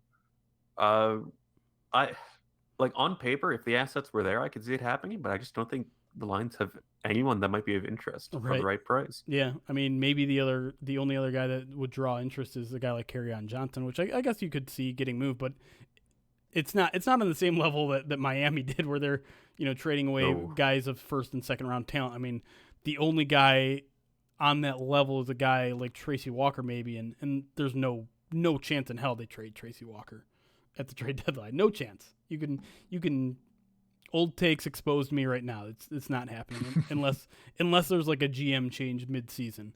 And even then, I think it's highly unlikely. So, yeah, I agree with you. I don't think there's enough assets in Detroit to really see a big fire sale of players, because there just aren't the players there to fire sale. Is that a verb now? I'm not sure what the term is. Maybe if only we had Ryan here. He's a teacher. That's true. All right, we are going to finish on this one. Sorry for the short mailbag this week, but we'll get back to a full one next week. We're going back to the topic we ended with last show, which is captains. Last year we went through the guys we thought might be the offensive captains. Really, there was really only one spot up for grabs, but it's going to be different on the defensive side of the ball, because if you look at the captains last year, Jared Davis, Devon Kennard, Quandre Diggs. Two of those guys are gone. The year before, it was Jared Davis, Devon Kennard, Glover Quinn. So Lions have this odd hankering, I guess, for sending away their defensive captains. Lions are going to have at least two new captains this year. John, if you had to pick three defensive captains for the Detroit Lions 2019 squad, or 2020 squad, this is, and I want this to be your prediction, not necessarily who you would make the captains. Who do you think the three guys are going to be? All right. Well, I'm going to assume it's going to be broken up based on defensive line, linebacker, secondary. That makes most sense. Yep. So I think we're probably going to give it to Jared Davis. On-field performance aside, I think he's still quite beloved, and I think he is a good captain. I think he's well loved. Mm-hmm. Honestly, a lot of times I would probably have to go with some of the better players. So I would throw in Trey Flowers. Mm-hmm. Obviously, you're more than likely not going to give the captain role to a first-year player. So now that Flowers has that first year with the Lions under his belt, I think there's a possibility there. And then in the secondary, that could be a tough one, but honestly, it would not surprise me if they throw it at Justin Coleman. Interesting. That would be interesting. I hadn't really considered him much. I'm with you on Trey Flowers. I think he's probably the pick. We've seen him be a little more outspoken this offseason. I feel like he's sliding into that leadership role. Maybe he just needed a year to adjust to a new team. But there's really not a lot of other options, I think, necessarily at that linebacker or at that defensive line, unless maybe Jamie Collins, I think, is, if you consider him the jack linebacker / defensive end, he's a potential guy. I think I'm also sticking with Jared Davis, but I think for me, the secondary, it's going to be between two guys. It's going to be between Tracy Walker, who we saw kind of take a slight leadership role last year. Wasn't a captain, but definitely a guy who matured a lot in the locker room. Or Doran Harmon. I think Doran Harmon is the white horse candidate here to potentially be that extra leader, because he's definitely a guy who's been outspoken. He's been a guy who I've been really, really, really impressed in the couple of Zoom meetings I've sat in with him. He's a former Patriot, and we saw a couple former Patriots slide in and become immediate captains last year. In at least with Danny Amendola. So I don't think that would necessarily be a concern. And he's a guy that really loves Patricia. So I think he's a guy that could garner a lot of respect very quickly. So if I had to put a guess on it, I'd actually probably slide in Harmon. He's more of a veteran than Tracy Walker is, and definitely more outspoken, I think. So if I had to put my three in, it's Trey Flowers, it's Jared Davis, and it's Doran Harmon. That's my three defensive captains. We'll see who's right when they announce captains right before the regular season. Hopefully we'll get to that place. But for now, that's the end of our podcast. I want to thank John for joining us, for filling in for Ryan Matthews. As always, you did a great job. We'll have you on again sometime soon. And all right. You don't have anything to say there. All right. I didn't get the cue. I don't know. Yeah, happy to be here. I love talking defense. It's a very interesting part of the Lions going forward. A lot of questions and hopefully a lot of answers down the road. Yep. And if you want more from John, you can follow him on Twitter at Whitaker. That's WHITICAR. My name's Jeremy Rissman. I am at Detroit on the Lion on Twitter. Thank you all for joining us. Please join us for that Saturday karaoke event, 7:30 p.m. on this Twitch channel, twitch.tv/Pride of Detroit. But until then, it's chaos. Be kind. Boop. Recorder off. All right, chat. Let's hang around for a little bit. Alrighty. Right. If you got to go, John, you can go. I excuse you if I'm you good. need it. Okay. We'll stick around for We 5. can talk about the NFL Network Top 100. So far, yeah. still no line. Yeah, I think I But- saw someone say that there aren't going to be any lines today. I think I saw. Like I feel like if DK Metcalf is on it, Galladay has to be on it. Who in the world would say that Metcalf is better than Galladay? Like maybe like long term, but after last season, you can't say that. So we'll see. Here's the thing. DK Metcalf is a viral player. Like he's a guy that everyone knows because he's flashy in his strength and he's made a couple big plays. And so he's a more well-known guy than Kenny Galladay, which sounds crazy for a guy that led the NFL in touchdowns, but it's true. And I think there's no chance Kenny Galladay is on that list. It doesn't make any sense.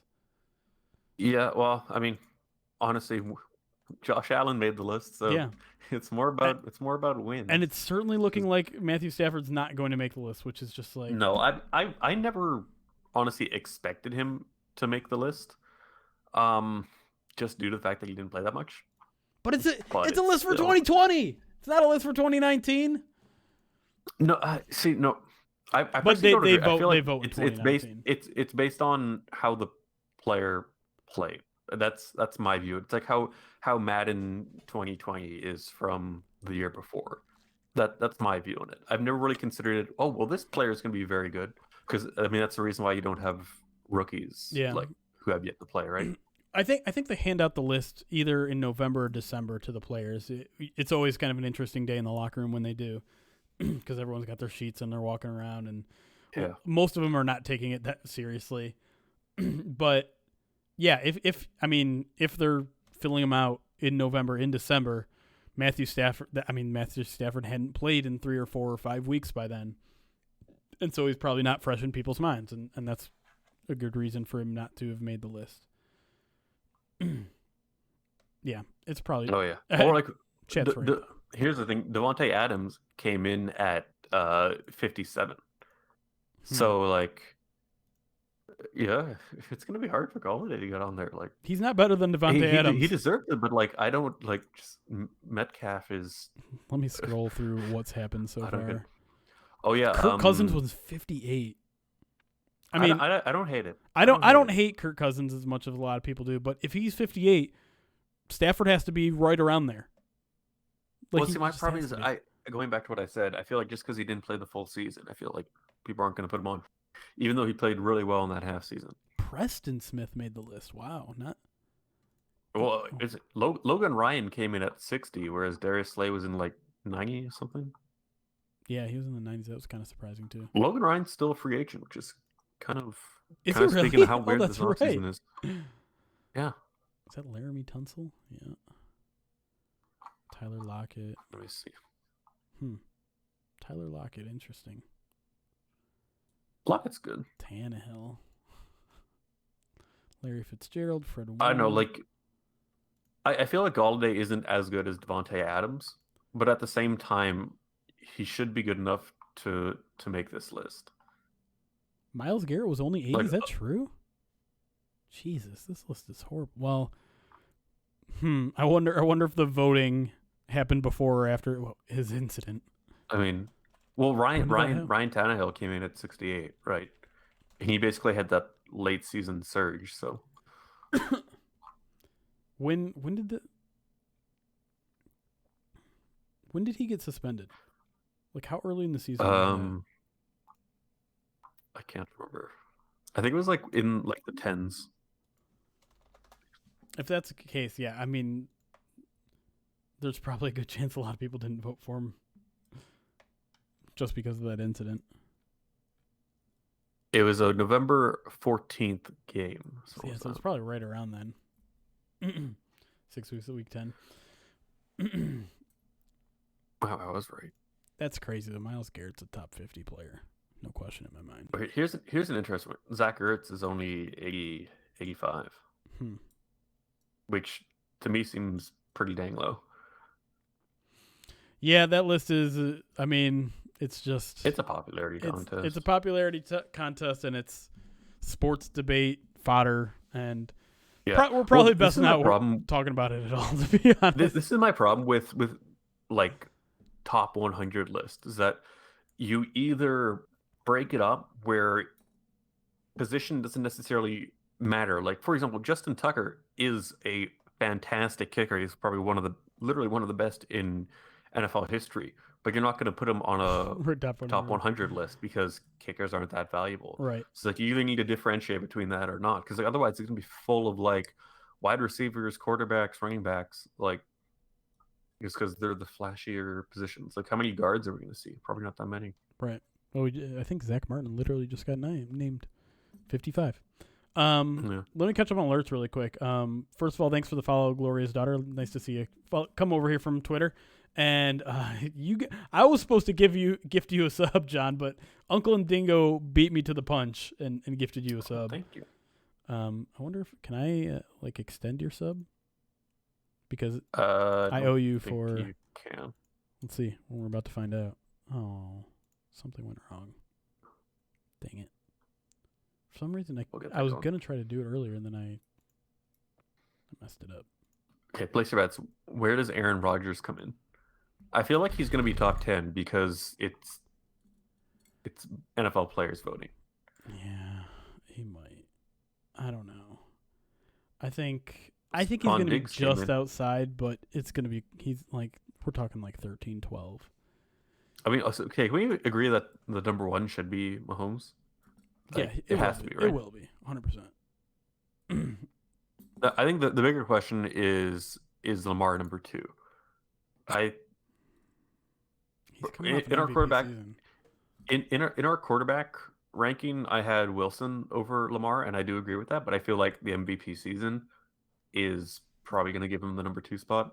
I still would be very surprised if he does get higher than that, though. I don't think I had Lamar 2. Yeah, I had Lamar 4. I had Russell Wilson and Drew Brees ahead of him. I don't know. Yeah, Aaron Donald's also going to be an interesting one. I mean, he's obviously still great last year, but since the Rams were just kind of out of the picture all year, they weren't the new hot team anymore. Not a lot of people paid attention. Let me see. How many sacks did Aaron Donald get last year?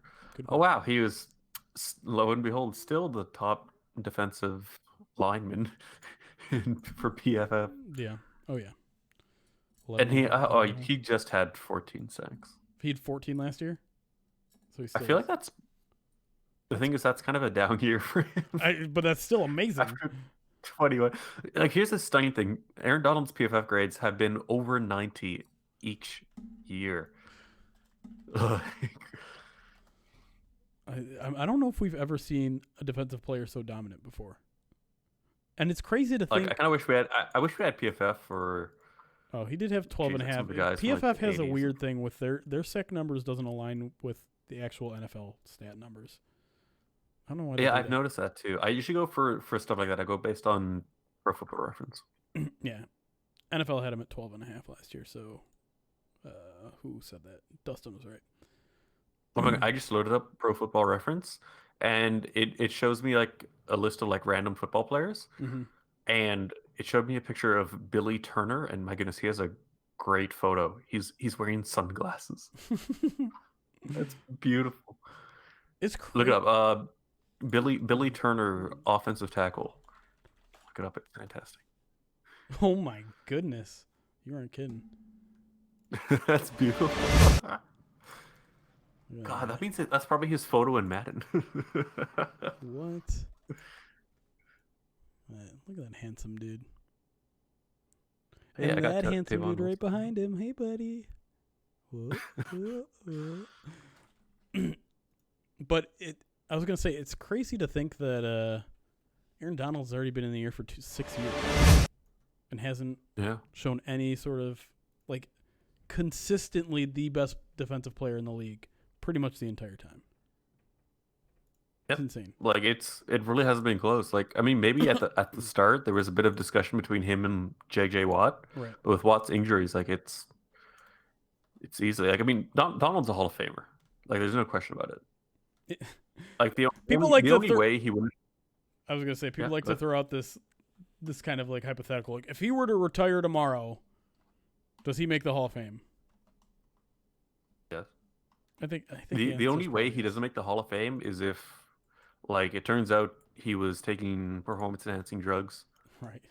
Or if, like, maybe if he murders someone, maybe that would be a negative. I don't know. Would the NFL I feel like put a murderer? If he murders someone outside of Ray Lewis. Just kidding. That's an interesting question, though. If someone got, like, a severe, like, crime like that, would they still go into the Hall of Fame despite their resume? If they were found guilty of murder, there's no chance they would put him in the Hall of Fame. They would whitewash the hell out of him. They'd pretend like he was never in the league. I was kidding about Ray Lewis, by the way. But like Aaron Donald, like remember when all not Aaron Donald, Jesus, Aaron Hernandez, sorry. Oh yeah.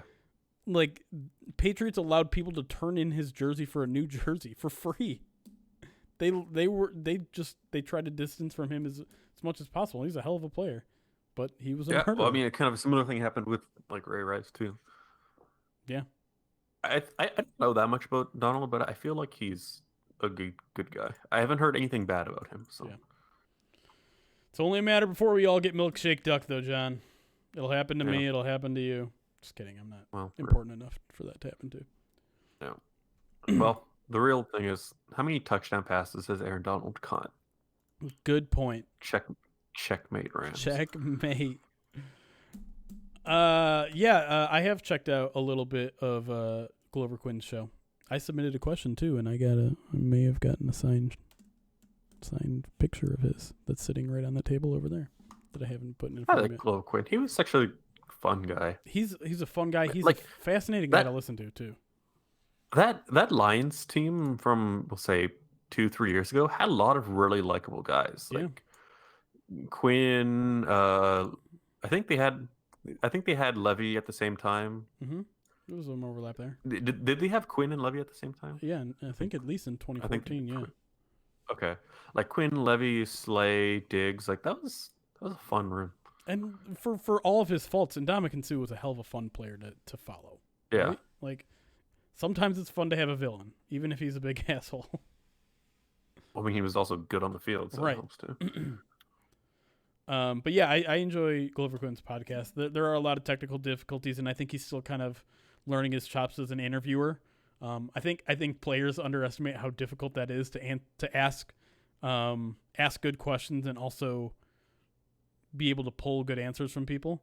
But well, because they have experience with some of this stuff, right? So it's like you don't want to ask too much. Like, oh, like what's it like being in an NFL training camp when he's gone through it before, right? Right. It's like maybe you need to also ask questions that the public can understand, because you could probably be very specific with your questions, being a former DB if you're asking another DB, but like a lot of the public might not necessarily know it. It's a tough balance. I'll have to check out the Ndamukong Suh episode because that's the one I didn't see. That just happened last week. He had 2 last week. He did Ndamukong Suh and Tyrann Mathieu, I think. I'm a little more interested in the Suh episode just to see what he's up to. It's funny because every time I mention it on Twitter, I'm like, oh, this is interesting. Glover Quinn's going to have this former Lion on his show. Everyone's like, oh, great. Like, I'm going to tune in and watch this guy trash the Lions for an hour. I'm just like, every time I have to remind people, like, Glover Quinn is not interested in doing any of that stuff. He doesn't like the drama. Like, yeah, it turns out he probably wasn't too happy here, but he doesn't like talking about it. He doesn't like stirring up that drama. And the reason he has these people on the show is the antithesis to that sort of thing. He wants to, like, avoid drama completely and talk about these people as people, not as much players, like talking about how they grew up and what motivated them and the trials and tribulations that they went through in their own life. That's frustrating to a lot of people. I saw when he had Kelvin on a couple weeks ago, I saw at least 2 or 3 media members being like, how could Glover have him on and not ask him any sort of questions about how his retirement went through with the Lions and his current relationship with the Lions? I'm like, that's not. He doesn't want to talk about that. He doesn't want to talk about it. Glover doesn't want to know about it, and if he does want to know about it, he doesn't want to make headlines for the wrong reasons. And I think some media members don't realize that not everyone is in it in the media business for the same reason. And well, while I'm sure most Lions fans, they probably want to know an update on his relationship with the Lions. Like, they're going to have to get it from a different source. That's not what this source of media is for. This source is more learning about these people as human beings, not as, I don't know, angry former Lions. Because that's not his MO. But let's be honest here. Quinn probably isn't that eager to get that out there, given that he probably wasn't too happy with the team anyway. Right. Like, it's not in his personality to bash on the team. So, like, why is he going to bring up something that really isn't going to make anything better? It's just something he's not interested in, and people don't realize that because one time he said he said he didn't like Matt Patricia or something, and now everyone's like, wow, he's just a guy who starts shit all the time. It's just like, no, you clearly don't know him. If anything, him saying that is kind of a big, a big indicator that things weren't good in that room. Nope. All right, Chet, I think we're running out of things to talk to, and at this point, I probably need to start getting ready for tomorrow's content. Let's see. In terms of stream schedule this week, might squeeze in something before Saturday, but obviously Saturday is the big event. Please show up. Please just be there. Even if you have plans on Saturday night, go in your computer room, put the stream up, and just have it running while no one's watching it. That's fine. Like I said, even just your eyes on the Twitch channel is going to help. The one thing I've noticed, I've just kind of been looking at Twitch streams lately just to see how people run it. There aren't a lot of people on it. Usually the top Twitch Sings streams have about 150 viewers. I think we can top that easily. I think given that we had 500, 600, 700 people here during the draft, I think we can hit at least 150, and that would put us at the top of the list, which means people who are just looking to watch people do karaoke jump in and join in on the fun and might even potentially donate. So like I said, if you can't donate, if you don't have that extra money around, which I know times are tough and I understand, if you can't donate, then please don't. I don't want you guys to put yourself in any sort of financial distress. So if you can't donate, just bring some eyes in there, share the stream with other people. But if you can, I'd appreciate anything. I love to know what I look like with a shaved head. I'm not honestly not looking forward to that necessarily, but I've never had a shaved head in my life, and there's part of me that's curious. There's part of me that's terrified. I'm single. I don't think I'll look good as a bald person, and I don't know how long that's going to last. I'm also over 30. I'm mid 30s now, and I don't know if there's any guarantee that it grows back either. So No. I have hair that tends to grow a lot, but I don't know if that changes when you shave it. I don't know how any of that works. Oh. You need to for the 70,000 one, you should shave your eyebrows. No. I'm not shaving my eyebrows. That's a step too far, I think.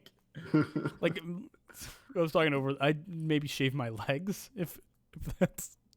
I don't know if people actually want to see that though. I mean, there's nothing wrong with shaving your legs. That's nothing. The eyebrows is something you got to live with. Craig, what do you mean? What are the parameters? You mean like what goals do we have to hit?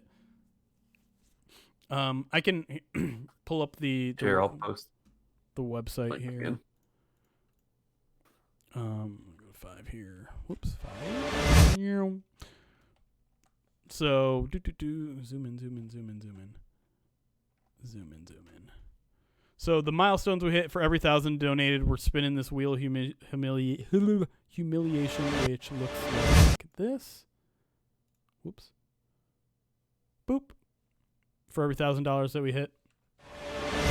If we hit that 8,000 goal, which is collectively putting in all the donations together, if we hit $8,000 in that night, Mozzarella Sticks Milkshake, and then if we hit the $35,000 total on Saturday night alone, that's where both me and Coach Caskey will shave our heads. Other than that, these are the individual donation rewards. So if you give donations at these levels, these are the things that you will get. Perfect will write you haiku at $25. You get to jump the karaoke line at $50. You get to request any song from any of the performers for $100. $150 donation means you get to tweet from my personal account, which is about 7,000 to 8,000 followers. I think I haven't checked in a while. So you get a pretty good audience for that, and you can write something that you want out there. You can write something that'll make me look like an idiot. As long as you're not breaking Twitter's guidelines, I'll put it out there. $250 donations means you get to put any sort of post on Pride of Detroit's front page. No, this isn't a 24-hour span. This is just during the charity stream, which is running from 7:30 p.m. until probably midnight, maybe a little bit later than that. I'll put like an end date during the stream. My guess is it'll be probably somewhere between 12 and 1. 12 p.m. Midnight and 1 a.m. So it does have, we're talking about a 5-hour window. It's a tall order. It's a tough ask, but I want this to be big. Like I said, we're getting support. Kyle Caskey's going to be there. So we're getting a lot of support from his end. We're hoping to get some other special guests. I know some of our staff has been reaching out to guys. I know Caskey has been trying to get some people involved as well. So if we have some special guests, I feel like that'll bring in a bigger audience. And then the $500 donation is you get to be part of the podcast for at least one segment.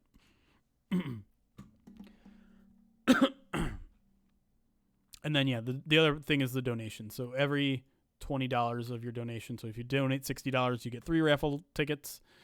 If you donate just 20, it's 1. If you donate 1,000, that's 50. These are some of the things that I know we're going to be raffling off. I can even show you one.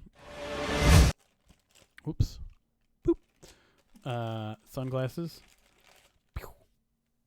I got the nice little Lions logo right there. I'll be sure to disinfect this if you're worried about COVID stuff as well. But nice little sunglasses. Those are up for grabs. I think there's 2 because I think Hamza has one he wants to give away as well. But yep. Yeah. So sorry. The parameters are the just during the stream, which is not going to run 24 hours. It's going to run from 7:30 p.m. to about, let's say 1 a.m. So what is that? 6.5 hours? 5.5 hours? 5.5 hours? Sure. Close enough. Instead of shaving your head, grow a party mullet. Yeah, I guess. I feel like that isn't really a good reward though, because that's kind of time based, right? Like it should be something like you do right then and there. Like shaving your head is instantaneous. Eastern time, yep. Like, okay, guys, thanks for getting the goal. I'm gonna grow out a mullet. See you in 2 weeks. Maybe the 70,000 goal is instead of shaving my head, I shave it like a monk, where it's just like bald at the top. You know what I'm talking about? Yeah. Oh my god. You could go for like the thing that like Rami Malek has in Mr. Robot, where it's like kind of like shaved on the side. We're talking that. Oh no. Oh, no. I feel like that would be worse than bald. That's why it's the 70,000 goal instead of the 35,000 goal. But the problem though is you can't like go back, right?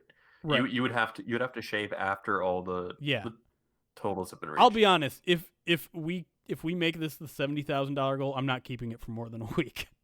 I'm doing a week of that and then I'm shaving everything. Look at this. I can't get Is this the $70,000 goal right here? The mustache forehead cut? I mean, I was gonna say you could go for like a mohawk or something, but like that's. Oh, what is that redneck monk thing? Oh, this one? no, it's like it's something on Reddit. It says, Oh, this yeah, one. the Oh redneck my monk. god. What the- Oh no. Oh god, what is this? Man, there's some fun. Oh my god. What? You could make the $75,000 one be or was it 70,000? Twitch chat chooses your haircut. Some of these I don't think you'd be able to do at, oh my god, would Tim Tebow actually have the Fryer haircut? Is that true? Oh. Is that real? Yeah. What the frick? Really? How come I don't remember this? Hazing, I guess. Oh. Oh no. The amazing part is that it attaches to his beard. How does that happen? Oh no, that's awful. I would dye my hair. Like, I would dye it blue. I feel like, what would you prefer though? Dyed hair or shaved? Probably. I feel like I prefer dyed. Probably. Although honestly, how long would it take for the dye to go away? I don't know. And how long would it take for your hair to grow back? I wonder which would be quicker. Both good questions that I'd have to.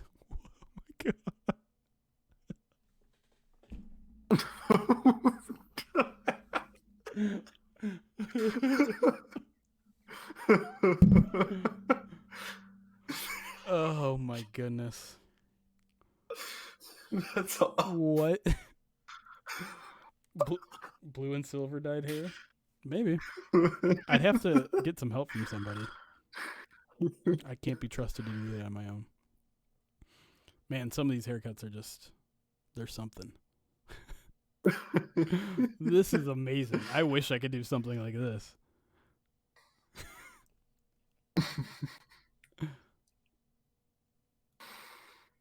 All right. Enough playing around, guys. Let's go raid somebody. Who should we raid? Let's go look on Twitch. Go raid Summit, because he'll know who we are. You know what?